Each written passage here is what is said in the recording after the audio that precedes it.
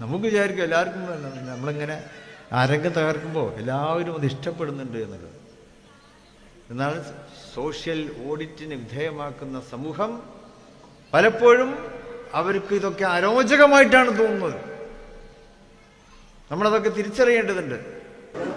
അദ്ദേഹം പലതരം ഇതാണ് ഭക്തനാണ്. പിന്നെ സിനിമയിൽ നമ്മളെ പഴയ ശ്രീനിവാസനുണ്ടല്ലോ, ചിലപ്പോൾ മാലിടും പിന്നെ അഴിക്കൂല, ചിലപ്പോൾ നിരീശ്വരവാദിയാവും പിന്നെ പോരൂല, ചിലപ്പോൾ ക്യാമറ ആയിട്ട് കിണറ്റ് ചാടാൻ പറഞ്ഞാൽ കിണറ്റ് ചാടും, ബോട്ട് മാത്രം രക്ഷ, കിണറ്റിലും ചാടും, കുളത്തിലും ചാടും, എല്ലാത്തിലും ചാടും. അത്രേ ഉള്ളൂ. നമ്മുടെ വാക്കും നമ്മുടെ പ്രവൃത്തിയും നമ്മുടെ ഉത്ബോധനങ്ങളും നമ്മുടെ വാദങ്ങളും പ്രതിവാദങ്ങളും ഇതൊക്കെ സമൂഹത്തിന് അരോചകമായി തോന്നുന്നു. വാസ്തവത്തിൽ അങ്ങനെയല്ല വേണ്ടത്.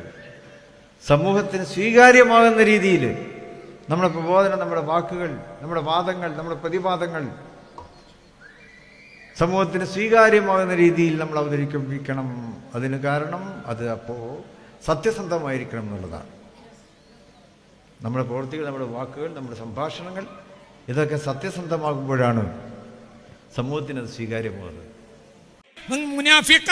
കള്ള മുനാഫിക്ക, ഈ കളിയൊക്കെ നിർത്തണം. മാനമര്യാദക്ക് ജീവിക്കണം. ഇതാണോ എന്റെ പണി? ഇതാണോ എന്റെ പണി? മഹല്ലുകൾ നശിപ്പിക്കുന്ന പണി നിർത്തിക്കോളി. ഇല്ലെങ്കിൽ നിങ്ങൾ വലിയ തങ്ങളാണ്, മൂത്താപ്പയാണെന്ന് ഞാൻ നോക്കൂല. ഇവിടെ മഹല്ല് നശിക്കും ഈ നിരക്കൽ പോയാൽ. തിരുത്താൻ തയ്യാറായിക്കൊണ്ട് നമ്മുടെ സച്ചരിതരായ മഹാത്മാക്കൾ നമുക്ക് കാണിച്ചു തന്ന ജീവിത മാതൃകയിലേക്ക് തിരിഞ്ഞു നോക്കിക്കൊണ്ട് അതിനെ ജീവിതത്തിൽ പകർത്തി ഇസ്ലാമിന്റെ ജീവിത മാതൃകകളായി മാറുക. ഒരു പെണ്ണിനെ കണ്ട പാണക്കാട് തങ്ങൾ എന്താണ് ചിന്തിക്കുക? മൊയ്ലാമാര് ചിന്തിക്കുമ്പോഴല്ല അദ്ദേഹം ചിന്തിക്കുക. അദ്ദേഹം ചിന്തിക്കല്, പഠിച്ചവനെ അല്ല സൃഷ്ടിച്ചൊരു വസ്തുവിന് ഇത്ര ഭംഗിയുണ്ടെങ്കിൽ എൻ്റെ വല്യപ്പാക്ക് എത്ര ഭംഗിയുണ്ടാവും, എൻ്റെ വല്യപ്പാന്റെ രൂപം എങ്ങനെ ആയിരിക്കും. ഇങ്ങനെയാണ് ആ മഹാൻ ചിന്തിക്കുന്നത്. അവര് ആ പെണ്ണിന്റെ കൂടെ ഒരു സെൽഫി എടുത്തു കഴിഞ്ഞാൽ അത് കുറ്റല്ല, മനസ്സിലായോ? പക്ഷെ നമുക്കത് പറ്റൂല, മനസ്സിലാവുന്നുണ്ടോ? അപ്പൊ അവരുടെ പ്രവൃത്തി നോക്കിയിട്ടോ അവരുടെ സംസാരം കേട്ടിട്ടോ നിങ്ങൾക്ക് അവരെ വിലയിരുത്താൻ കഴിയില്ല. പ്രബോധന ദൗത്യമുള്ള ഔലിയാക്കൾക്ക് ഏത് പെരുമ്പാമ്പിന്റെ മാളത്തിലും കടന്നു ചെല്ലേണ്ടി വരും. മുമ്പ് ഇതൊക്കെ ഉണ്ടാക്കിയത് ഗ്രന്ഥങ്ങളൊന്നും ഇല്ലാത്ത കാലത്താണ്. ഇപ്പം മാലിക് ദീനാർ അദ്ദേഹത്തിന്റെ കാലത്താണല്ലോ ഇസ്ലാം കേരളത്തിലേക്ക് വരുന്നത്. മാലിക് ദീനാറും സംഘവും അവരൊക്കെ കേരളത്തിൽ വരുമ്പോൾ അവരെ കണ്ടുകൊണ്ടാണ് കേരളത്തിലെ ജനങ്ങൾ പഠിക്കുന്നത് എന്നുള്ളതാണ്.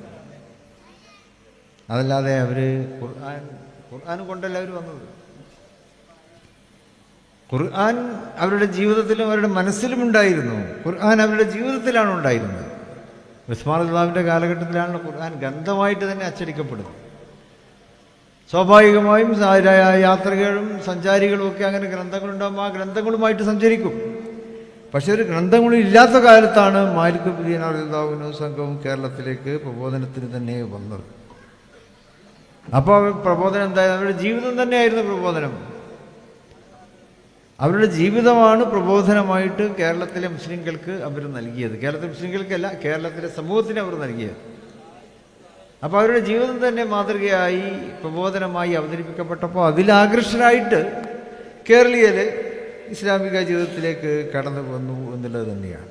അപ്പോൾ ഇസ്ലാമിക ജീവിത മാതൃകകളാണ് ഇസ്ലാമിനെ കേരളത്തിലെന്നല്ല ലോകത്ത് തന്നെ പ്രചരിപ്പിച്ചിട്ടുള്ളത്. ഇസ്ലാമിക ജീവിത മാതൃകകൾ.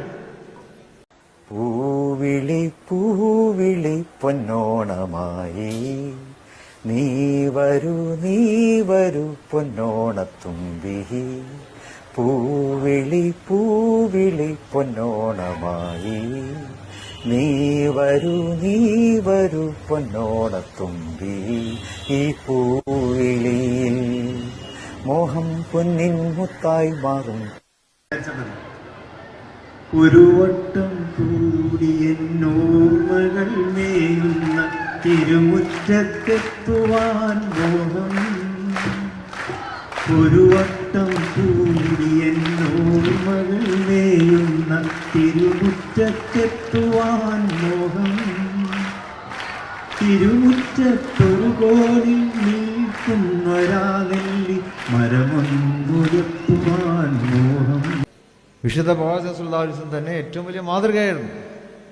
ഉസ്വത്തുൻ ഹസന എന്ന് പരിശുദ്ധ ഖുർആൻ റസൂൽ കരീം സല്ലല്ലാഹു അലൈഹി വസല്ലമയുടെ ജീവിതത്തെ വിശേഷിപ്പിക്കുന്നുണ്ട്. ഉത്തമമായിട്ടുള്ള ഒരു സ്വഭാവത്തിൻ്റെ സവിശേഷ സ്വഭാവത്തിൻ്റെ ഉടമയായിരുന്നു പരിശുദ്ധ പ്രവാചകൻ സല്ലല്ലാഹു അലൈഹി വസല്ലം. അപ്പോൾ ആ മാതൃക തന്നെയാണ് നബി സല്ലല്ലാഹു അലൈഹി വസല്ലമയുടെ അനുചരന്മാരും സ്വീകരിച്ചത്.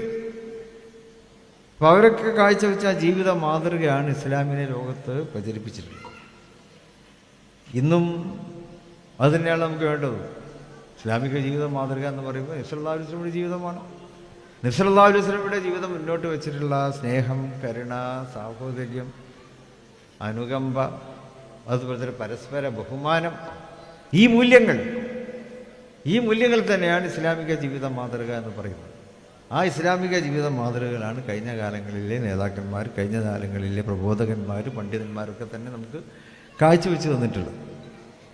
അവരങ്ങനെ അതൊക്കെ ചെയ്തു. അങ്ങനെ പിന്നീട് ഗ്രന്ഥങ്ങളുണ്ടായി, ഗ്രന്ഥശേഖരങ്ങളുണ്ടായി, എഴുത്തുണ്ടായി, വായനയുണ്ടായി, കിതാബുകളുണ്ടായി, പാഠശാലകളുണ്ടായി, ദർസുകളും കോളേജുകളും എല്ലാം ഉണ്ടായി.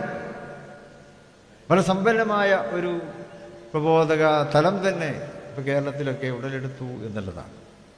പക്ഷേ അവിടെ നമ്മൾ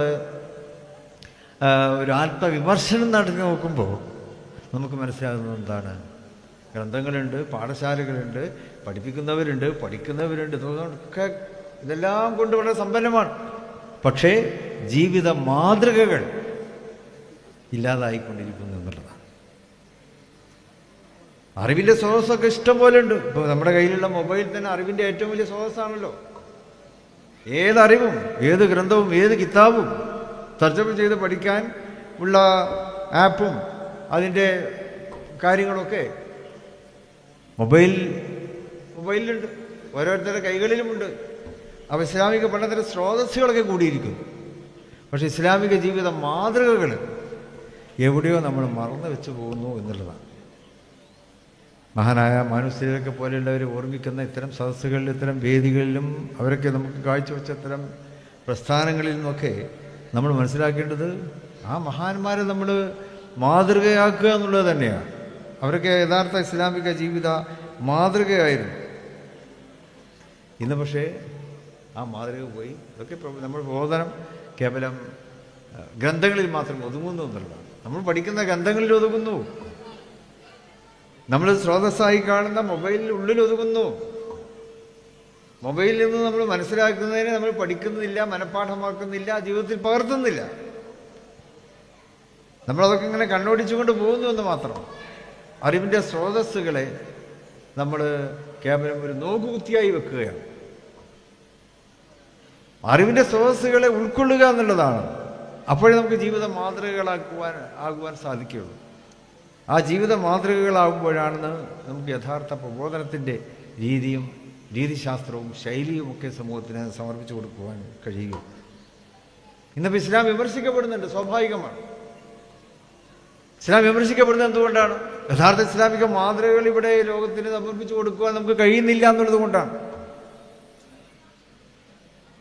ഇസ്ലാമോഫോബിയ എന്ന പേരിൽ ഇസ്ലാമിനെ നിരന്തരമായി ആക്രമിക്കുന്ന ലോബികളുണ്ട്. അവരതിന് വിജയിക്കുന്നു. കാരണം യഥാർത്ഥ ഇസ്ലാമിക ജീവിത മാതൃക അവരുടെ മുമ്പിൽ നമുക്ക് വെച്ചു കൊടുക്കുവാൻ കഴിയുന്നില്ല എന്നുള്ളത് കൊണ്ടാണ്. വിമർശിക്കുന്നവർക്ക് മുമ്പിൽ എന്താണ് യഥാർത്ഥ ഇസ്ലാം എന്ന് നമുക്ക് കാഴ്ചവെച്ചു കൊടുക്കാൻ പറ്റുന്നില്ല. ഇസ്ലാമോഫോബിയ പ്രചരിപ്പിക്കുന്നവർക്ക് മുമ്പിൽ ഇസ്ലാം ഏറ്റവുമേറെ സ്വീകരിക്കപ്പെടേണ്ട ഒരു പ്രസ്ഥാനമാണ്, ഒരു പ്രത്യയശാസ്ത്രമാണ് എന്ന് നമ്മൾ പ്രസംഗിക്കും, നമ്മൾ എഴുതും, ഗ്രന്ഥങ്ങളുണ്ടാക്കും. പക്ഷെ അതുപോരാ. എഴുത്തും പ്രസംഗവും ഗ്രന്ഥവും ഒന്നും ഇല്ലാത്ത കാലത്ത് ജീവിത മാതൃകകളിലൂടെ പ്രബോധനം സൃഷ്ടിച്ച ചരിത്രവും പാരമ്പര്യമുള്ളവരുമാണ് നമ്മൾ. പക്ഷെ നമ്മളത് മറക്കുന്നു. നമ്മൾ ഗ്രന്ഥങ്ങളിൽ മാത്രം, എഴുത്തിൽ മാത്രം, പ്രഭാഷണങ്ങളിൽ മാത്രം അത് ഒതുക്കുകയാണ്. സോഷ്യൽ മീഡിയയിലൊക്കെ പ്രഭാഷണങ്ങളുടെ ഒരു അരങ്ങാണല്ലോ, അരങ്ങ് തകർക്കുകയാണ് പ്രഭാഷണങ്ങളുടെ. പക്ഷേ മാതൃകകളെ നമുക്കുണ്ടാക്കാൻ കഴിയുന്നില്ല. ഞാൻ എന്നെ തന്നെ വിമർശിച്ചുകൊണ്ട് പറയുന്നു, ഇസ്ലാമിക ജീവിത മാതൃകകളായിട്ട് നമുക്കാർക്കും സമൂഹത്തിന് മുമ്പിൽ ഇസ്ലാമിനെ പഠിപ്പിച്ചു കൊടുക്കുവാൻ കഴിയുന്നില്ല എന്നുള്ളതാണ്. പ്രസംഗങ്ങളും പ്രഭാഷണങ്ങളും ഒക്കെ നടക്കുന്നുണ്ട്. പക്ഷെ പലപ്പോഴും അത് ഇഷ്ടമുള്ളവരെ പ്രശംസിക്കാൻ വേണ്ടി ഉപയോഗിക്കുന്നുണ്ട്, ഇഷ്ടമില്ലാത്തവരെ വിമർശിക്കാൻ വേണ്ടി ഉപയോഗിക്കുന്നുണ്ട്. അതാണല്ലോ ഇന്ന് നടന്നുകൊണ്ടിരിക്കുന്നത്. നമ്മുടെ പ്രബോധനം, നമ്മുടെ പ്രസംഗങ്ങളും നമ്മുടെ ഭാഷണങ്ങളും നമ്മുടെ സമ്മേളനങ്ങളും ഇഷ്ടമുള്ളവരെ പ്രശംസിക്കാനും ഇഷ്ടമില്ലാത്തവരെ വിമർശിക്കാനും എല്ലാവരും അങ്ങോട്ടും ഇങ്ങോട്ടും ചെയ്യുന്നു. ഞാൻ ആരെയും പ്രത്യേകമായിട്ട് കുറ്റപ്പെടുത്തുകയല്ല. എല്ലാവരും അങ്ങോട്ടും ഇങ്ങോട്ടും ചെയ്യുകയാണ്. ഇഷ്ടമുള്ളവരങ്ങനെ പ്രശംസിച്ച് ആകാശത്തെ കുത്തുകൊണ്ടേ വെക്കും. ഇഷ്ടമില്ലാത്തതിനെ ചവിട്ടി താഴ്ത്തി പാതാളത്തിലേക്ക് ചവിട്ടി താത്താൻ ശ്രമിക്കും. അതാണ് ഇപ്പം ഇന്ന് സംഭവിച്ചുകൊണ്ടിരിക്കുന്നത്. പ്രബോധനം എന്ന് പറഞ്ഞാൽ അതായി മാറിയിരിക്കുന്നു. ഇതിൽ നമ്മളെ തന്നെ തിരുത്തേണ്ടതുണ്ട്. നമ്മളോട് തന്നെ നമ്മൾ കാണിക്കുന്ന ഈ ആത്മവഞ്ചന, പ്രബോധനത്തിൻ്റെ മാർഗത്തിലുള്ള ആത്മവഞ്ചന, നമ്മളത് തിരിച്ചറിയേണ്ടിയിരിക്കുന്നു. നമ്മുടെ സമയങ്ങളും നമ്മുടെ അധ്വാനങ്ങളും നമ്മുടെ സമ്പത്തും പ്രബോധത്തിൻ്റെ പേരിലുള്ള ആത്മവഞ്ചനയിലേക്ക് നമ്മളിങ്ങനെ ഇല്ലാതാക്കിക്കൊണ്ടിരിക്കുകയാണ്. ഇവിടെ ഒരു തിരുത്താൻ നമ്മൾ തയ്യാറാകേണ്ടതുണ്ട്. സോഷ്യൽ മീഡിയയിൽ നമ്മൾ അരങ്ങാടുന്നുണ്ടല്ലോ. ഒരു കാര്യം ഞാൻ നിങ്ങളെല്ലാവരും ഓർമ്മിക്കുവാൻ ശ്രമിക്കുകയാണ്. നമ്മളെല്ലാവരും സോഷ്യൽ ഓഡിറ്റിങ്ങിന് വിധേയമാണ് എന്നുള്ളതാണ്. അത് നമ്മൾ മറന്നു പോകുന്നുണ്ട്. സോഷ്യൽ മീഡിയയിൽ തർക്കുമ്പോഴും സമ്മേളനങ്ങളിൽ ഇങ്ങനെ അങ്ങോട്ടും ഇങ്ങോട്ടും കുറ്റപ്പെടുത്തുമ്പോഴും സമൂഹം എന്ന് പറയുന്ന ഒരു വിഭാഗം കൂടി ഉണ്ട്, അത് കേൾക്കുന്നുണ്ട് എന്ന് നമ്മൾ മനസ്സിലാക്കണം. ആ സമൂഹം നമ്മുടെ സോഷ്യൽ ഓഡിറ്റിങ്ങിന് വിധേയമാക്കുന്നുണ്ട്. നമ്മളത് മറന്നു പോവുകയാണ്. നമ്മളെല്ലാ ഓഡിറ്റിനും അതീതരാണെന്ന് ചിന്തിക്കുന്നു. പക്ഷെ സമൂഹം നമ്മെ സോഷ്യൽ ഓഡിറ്റിന് വിധേയമാക്കുന്നുണ്ട്. ആ സമൂഹത്തെ ഒരിക്കലും തന്നെ നമുക്ക് അവരെ കബളിപ്പിക്കുവാൻ സാധിക്കുകയില്ല. നമ്മളത് തിരിച്ചറിയണം. അത് തിരിച്ചറിയാതെ പോകുമ്പോൾ സമൂഹത്തിന് മുമ്പിൽ അത് അരോചകമായി